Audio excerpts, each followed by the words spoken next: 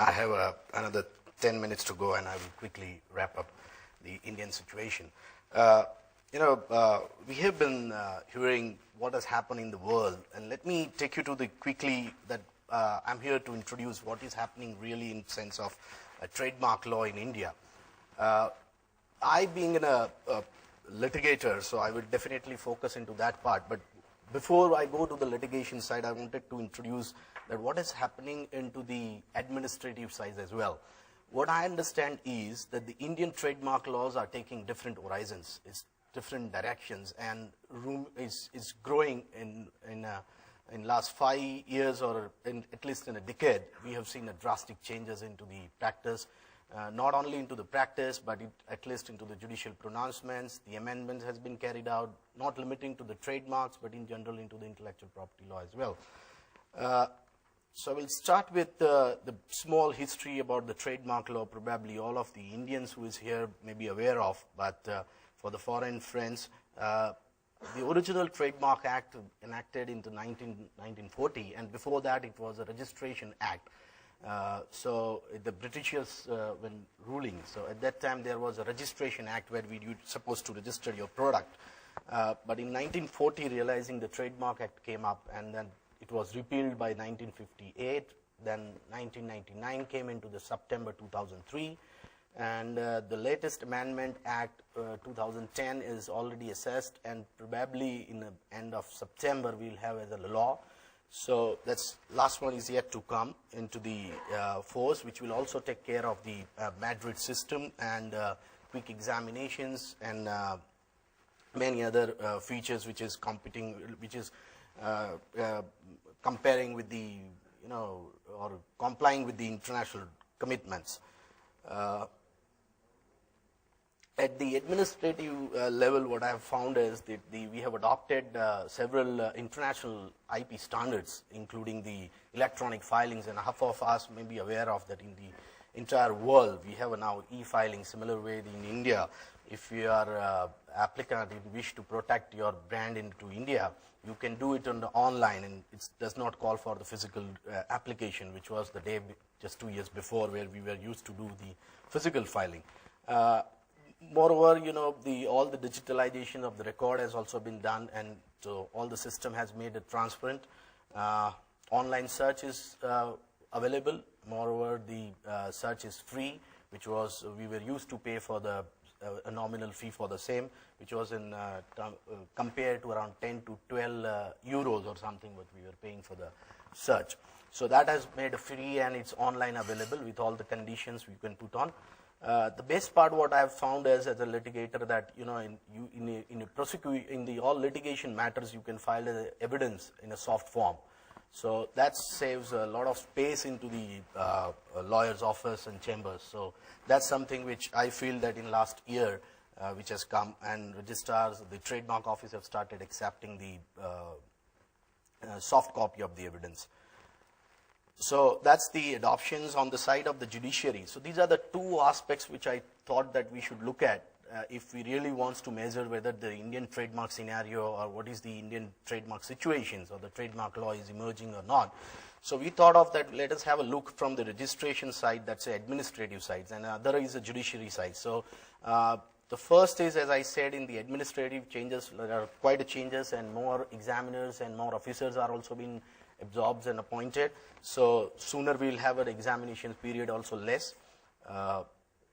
On the judiciary side, I've been observing as a litigator that the prompt restraining order has been granted by the court, and there are a couple of Supreme Court judgments probably I might be having in the slides, but I will try to skip by just saying that our Supreme Court has said in several judgments in the last couple of years that prompt ex parte injunction is more essential in case of intellectual property rights, and fortunately two of them are what become a landmark judgments, mainly the Chetan Shah, where the trademark was a Mukta Jivan, was a color lab, and other was the Lakshman Rekha, which was Midas Hygiene, where it has been said that if the plaintiff proves the statutory right and holds the trademark registrations, prompt injunction should be followed.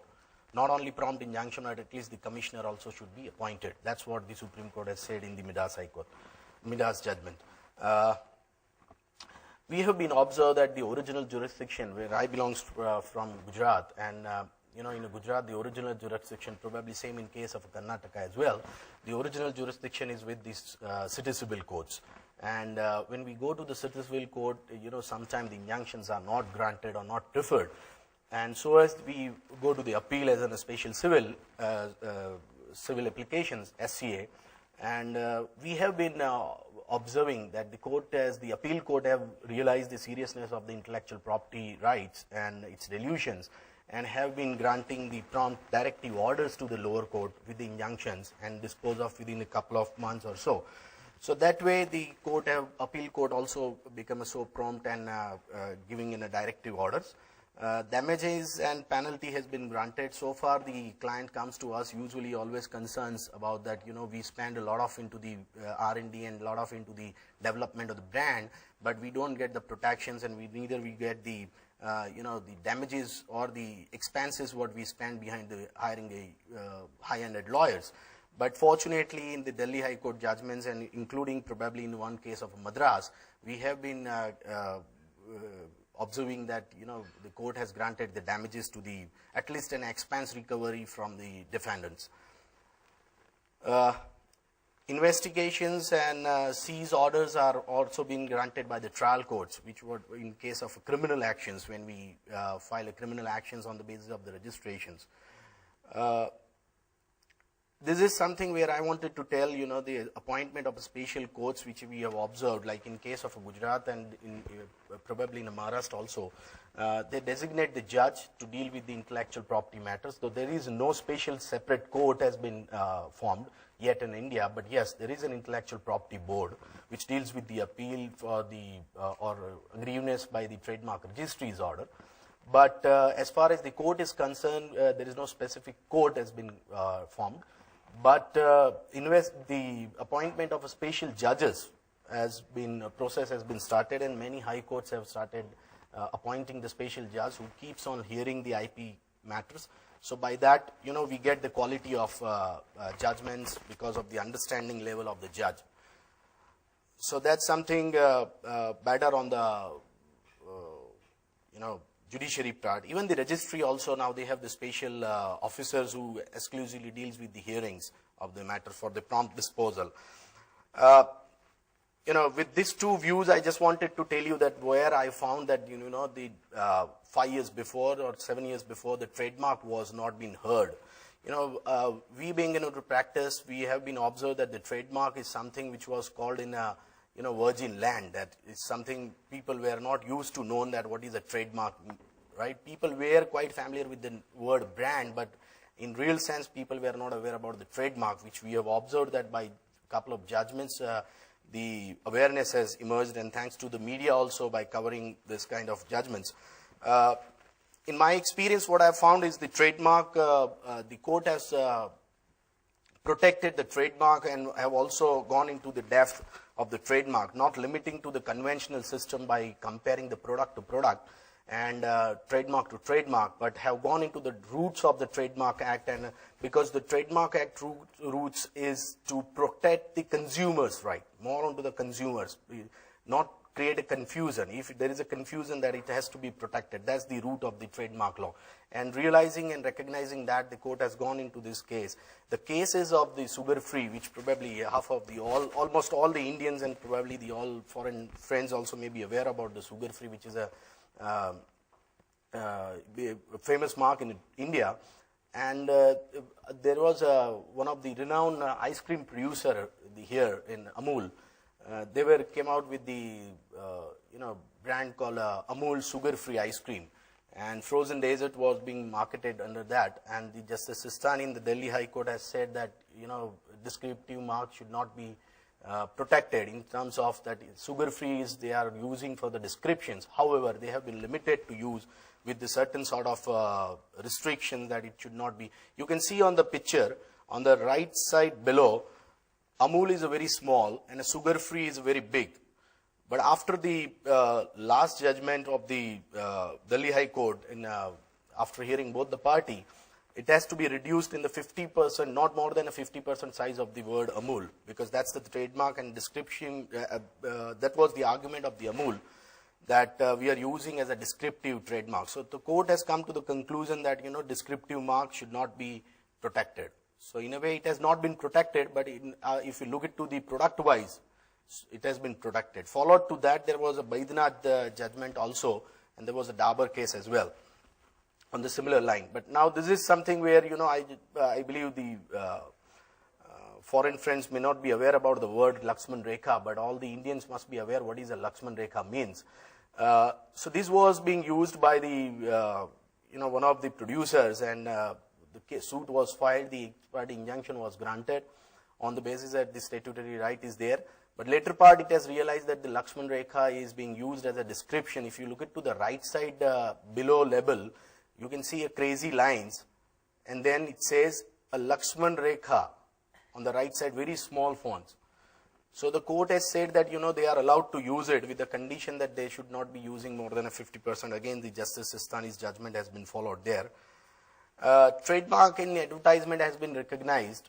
If you look into the case of the Procter Gamble and Paras Pharmaceutical, where the Paras Pharmaceutical is a producer of the Livon, Moo, Crack, and other products, which is Indian Medicosmo product, OTC products. They went up to the Supreme Court, where the Rejoice has come out in an advertisement where the Livon word has not been written anywhere, but it was spoken into the advertisement, and injunction was granted by the Gujarat High Court, which was confirmed by the Supreme Court as well, and Rejoice has discontinued that advertisement and will not use the word Livon verbally. So what I mean to say is that the trademark is not limited now the conventional style. Those were the days where the trademark to trademark and product to product were compared. But we all are aware about the well-knownness that I've just tried to skip that part on the presentation, because number of judgments are there. Mercedes-Benz, Honda, and other things were there where the well-known trademark has been recognized. But that is something else, where here I'm talking about that where the trademark has not been used in a sense where or in a product for where the product actually is known for. Now in this case, where obviously it is not a case where we went to the court, but it is a matter where probably the UK friend here, Neil, may be aware about the trademark Murphy, which is radio brand, and in 60s, 70s, it was famous brand in India as well.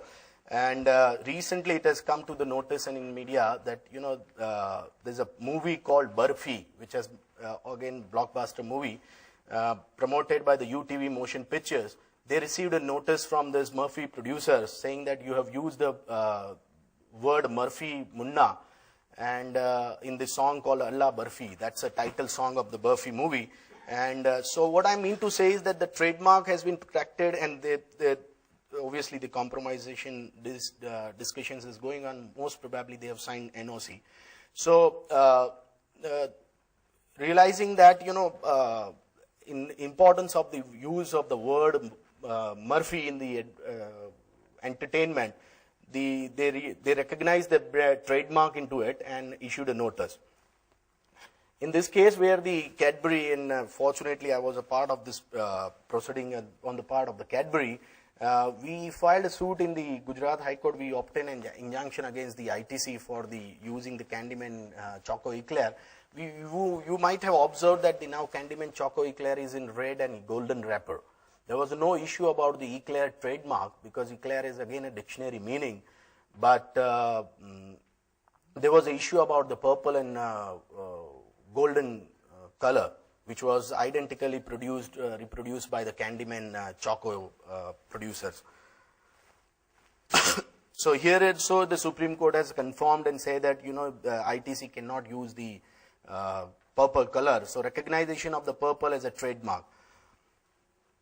Same in case of a Colgate versus Anchor. There was a red and white combination where the Colgate has said that we are using since 1951, and the Anchor has been using since 1996. But court has said that you cannot use the red and white because it's recognized it's a trademark of the. We can see that the Colgate and Anchor, they phonetically are also different. But what is recognized by the court is the color, because that becomes a trademark itself. Recently, there were sound mark recognition has taken place into the Indian trademark system. What we have observed is the Yahoo has already got a registrations and Nokia has already applied for. Recently, these two are the multinational international company, but recently the Indian company, the ICICI Bank, have applied for their jingle and they got a registration in 2011.